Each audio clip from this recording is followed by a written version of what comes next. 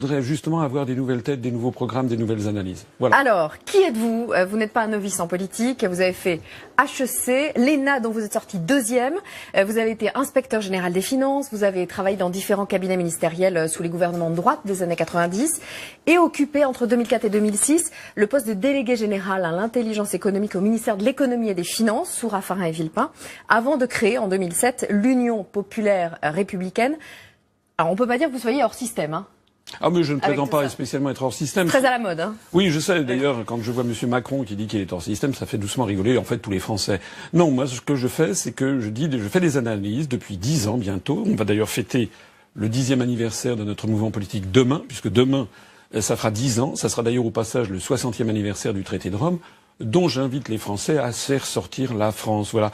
L'originalité de ma candidature, ce sont des analyses constantes depuis 10 ans et constamment vérifiées par les événements. Alors vous êtes le candidat surprise de cette élection, je le disais, celui qu'on découvre, celui qui intrigue, celui qu'on prend pour un original. Qu'est-ce que vous pourriez nous dire pour nous convaincre de l'utilité de votre candidature? Eh bien, d'abord, le parti politique que j'ai créé est devenu le parti en plus forte croissance de France. Demain, donc à partir de 15h, il y aura porte de la Villette un rassemblement où il y a déjà plus de 5500 personnes inscrites. Notre mouvement politique a dépassé les 20 000 adhérents, ce qui est beaucoup, ce qui est peut-être 4 ou 5 fois plus que d'autres partis politiques beaucoup plus médiatisés. Ce qui est original, en fait, avec moi, c'est que depuis 10 ans, j'ai été, c'est le moins que l'on puisse dire, très peu médiatisé. Et même pendant cette campagne, d'après les derniers relevés du CSA, j'ai eu droit à 0,34% du temps de parole. Après, vous savez, il y a un principe d'équité qu'on respectera, et c'est pour ça que vous êtes là, d'ailleurs. On dit beaucoup de choses sur vous. On vous dit d'extrême droite, mais sans le côté raciste. Opposé à l'Europe, adepte des complots montés par les Américains, plutôt pro-russe. Qu'est-ce qui est vrai, qu'est-ce qui est faux dans tout ça? Mais normalement, les journalistes devraient aller se faire une opinion, parce que quand vous dites on dit qui est on? Mais je tiens justement à avoir votre éclairage. En réalité, ce sont quelques attaques que l'on lance contre moi, parce qu'il se trouve que toutes les analyses que j'ai faites depuis 10 ans sont validées par les événements, que le site upr.fr, sur lequel il y a toutes les analyses et toutes les conférences, est devenu le site le plus consulté de tous les partis politiques français.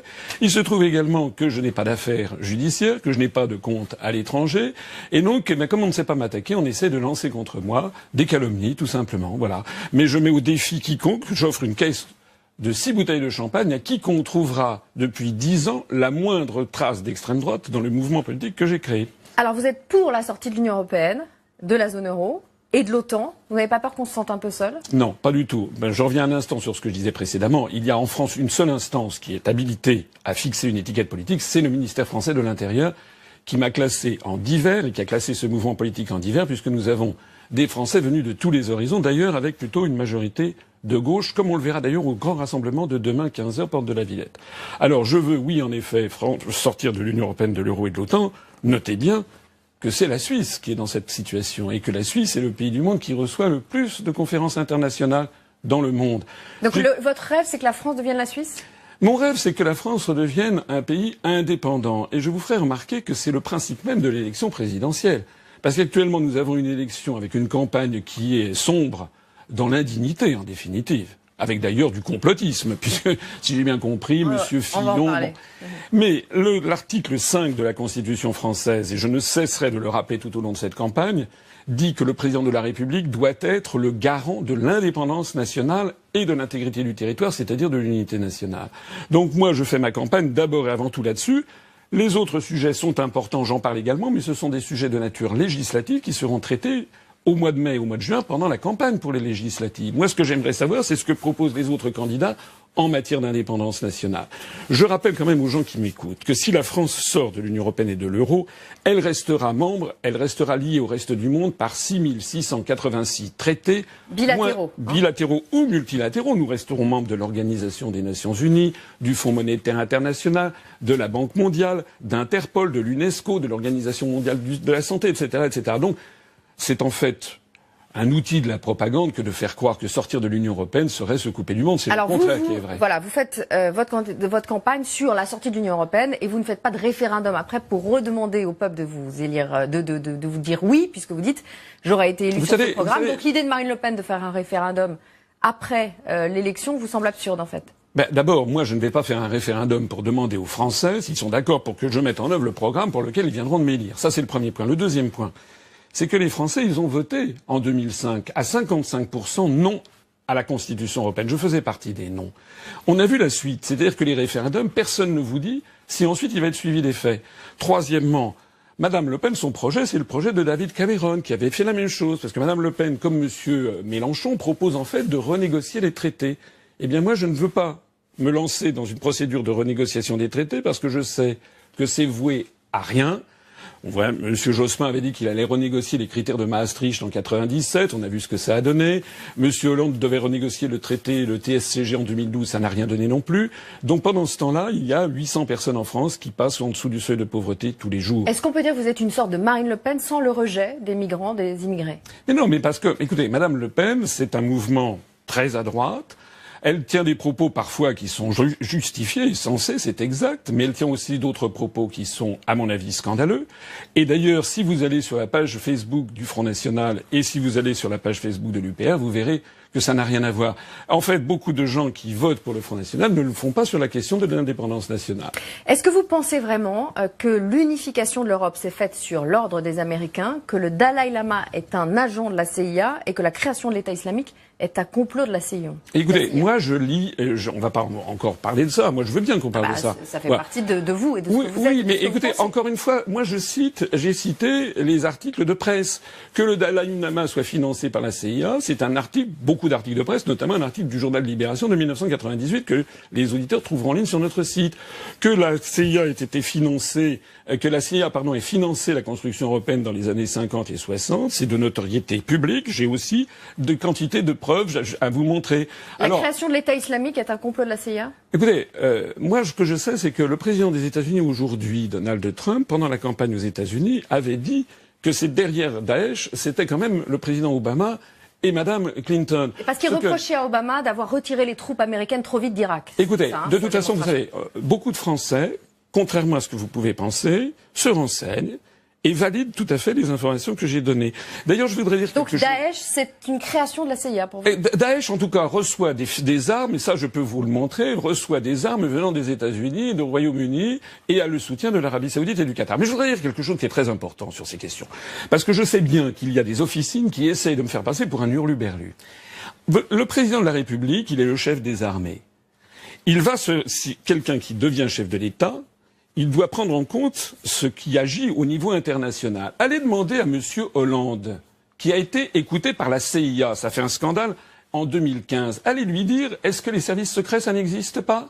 C'est-à-dire que nous ne sommes pas. Non, mais nous ne sommes pas dans un monde de bisounours. C'est-à-dire que vous devriez poser la question, par exemple, aux autres candidats. Qu'est-ce que vous pensez de l'action de la CIA en France? Bon, pour l'instant, c'est vous que j'ai en face de moi. Oui, alors, l'attentat de Londres, par exemple, on va continuer à parler de l'actualité. Est-ce que l'action de la France, oui. Est-ce que l'action de la CIA s'arrête aux frontières de la France comme le nuage de Tchernobyl? Voilà ce que vous devriez poser. Oui, la question est autre. L'attentat de Londres, qui est revendiqué par l'État islamique, c'est un complot de la CIA, alors? Non, je ne dis pas que. Écoutez, arrêtez de me faire dire ce que je n'ai pas dit. Alors, dites-moi. Bon, mais je ne sais pas. C'est un complot. C'est un attentat. Bon. Mais vous pensez que c'est un complot? Mais j'en sais rien. Non, mais c'est un attentat qui vient de se produire. On ne sait pas ce qui se cache derrière. Et on ne peut pas. Ça fait partie. Normalement, dans un État démocratique, il y a des enquêtes judiciaires qui normalement devraient d'ailleurs être transparentes pour expliquer ce qui se passe. Bon, moi, je ne peux pas vous dire là-dedans. Je ne suis pas vous non plus d'ailleurs. Vous n'êtes pas au courant de ce qui se passe en Angleterre. Je vous pose une question. Voilà. En France, est-ce que vous pensez, comme François Fillon, que c'est François Hollande qui a organisé un complot contre lui? Écoutez, moi, sur ces histoires de complot, il y a quelque chose que je voudrais dire et qui, à mon avis, intéressera beaucoup les Français. Sur cette question précise, oui. De Fillon et Hollande. Oui, non, mais moi, vous avez vos questions, moi j'ai mes réponses. Moi, il y a quelque chose que je voudrais dire. Dans la Constitution de la Ve République, il y avait un article, il y a toujours d'ailleurs un article 68, qui avait été rédigé par Charles de Gaulle et validé par 82% des Français en 1958, qui posait le principe de crime de complot contre la sûreté de l'État. Eh bien, ce complot contre la sûreté de l'État, ça a été retiré de la Constitution par une loi constitutionnelle en 1993, dans le dos du peuple français. Pourquoi? Et vous ne voulez pas répondre à ma question, François Fillon, François Hollande? Ça vous semble plausible ou pas ce complot ou pas? Je m'en fiche. Moi, je n'ai pas. Oui, je m'en fiche. De toute façon, Monsieur Fillon, c'est Monsieur Fillon. Moi, c'est moi. Ce que je sais en tout cas, c'est que les Français, ils en ont ras la casquette, n'est-ce pas? Et ça vous semble plausible, ça, ou pas? Mais j'en sais rien, moi. Après tout, c'est leurs affaires. Bon, on va continuer. Vous vous présentez en dehors du clivage droite-gauche. C'est votre côté macroniste? Mais non, Monsieur Macron, vous savez ce qui fait la différence entre Macron et moi? Alors, M. Macron, c'est un bébé. Moi, il est inspecteur des finances, je suis inspecteur général, j'ai 20 ans d'expérience de plus que lui. M. Macron, il va voir différents publics et il dit à chaque public ce qu'il veut entendre. Par exemple, il va chez les socialistes, il dit j'ai toujours été socialiste. Il va chez M. De Villiers. Il dit pas qu'il est socialiste. Il va ensuite chez M. De Villiers et il dit en fait j'ai jamais été socialiste. Donc en fait c'est du populisme. Moi je dis toujours la même chose devant tous les publics. Quel est le candidat dont vous vous sentez le plus proche? Macron qui est énarque comme vous et qui ne veut pas du clivage droite-gauche, Le Pen qui prône le souverainisme, Mélenchon qui déteste les Américains ou Fillon qui se dit victime des médias? Eh bien, si j'étais proche d'un autre candidat, j'aurais rallié un autre candidat. Je ne me présente pas par vanité personnelle. Vous pourriez vous sentir plus proche de l'un d'eux, sans partager toutes leurs opinions. Personne ne propose ce que je propose, c'est-à-dire si je suis élu, la première chose que je fais, je convoquerai un sommet des chefs d'État et de gouvernement de l'Union européenne pour très sereinement et juridiquement dire à partir d'aujourd'hui, nous lançons la procédure de l'article 50, c'est d'ailleurs ce que vont faire les Britanniques le 29 de ce mois, dans quelques jours, pour sortir juridiquement et sereinement de l'Union européenne. Voilà. Et il y a une vie après l'Union européenne, vous savez. Qu'est-ce que vous pensez, François Asselineau, de chacun de vos adversaires, de chacun des, disons, par exemple Marine Le Pen, bon vous l'avez un peu dit tout à l'heure, François Fillon, vous pensez quoi de ce candidat? Mais je ne suis pas un commentateur politique. Mais vous avez bien un avis sur vos adversaires? Non. Moi, ce que je voudrais dire, c'est que j'ai un programme politique qui est comparable à nul autre. Je veux rétablir en France les grands acquis sociaux du Conseil national de la résistance qui sont actuellement menacés et même détruits par les traités européens. Je veux renationaliser EDF, GDF, La Poste, la SNCF, les sociétés d'autoroutes, TF1, les sociétés de concession d'eau et également toute banque bénéficiant de fonds publics. J'ai le droit de le dire quand même. Ah oui, vous êtes là pour le dire. Tous les matins, François Asselineau, question récurrente, la question off met devant les caméras.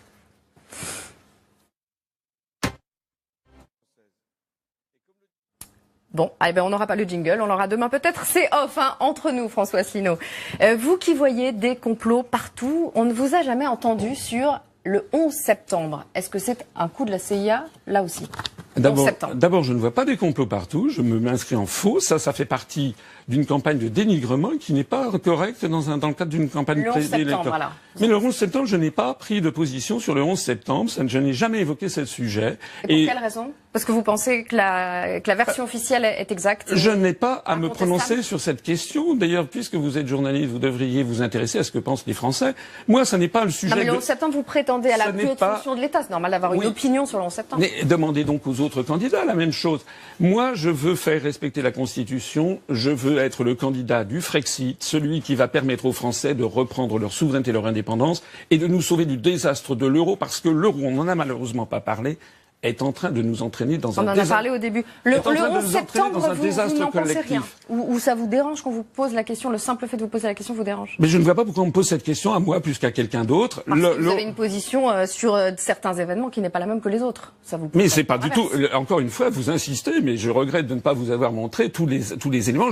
Les informations que je vous donne, ce sont celles que j'ai retirées de la presse, n'est-ce pas? D'ailleurs, écoutez. Ce qui intéresse les Français, c'est pas ça. Ce qui intéresse les Français, c'est le chômage. Quand est-ce qu'on va pouvoir enfin sortir de la spirale du chômage?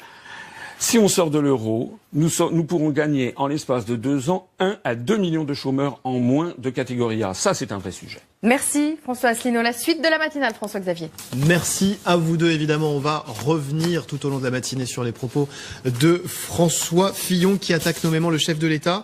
Un rendez-vous, et vous en parlerez certainement avec votre deuxième invité, Audrey. Ce sera Raphaël Enthoven qui répondra à vos questions à 8h40. En attendant, on vous souhaite déjà un bon début de journée. C'est vendredi, le week-end arrive. L'essentiel de l'info tout de suite.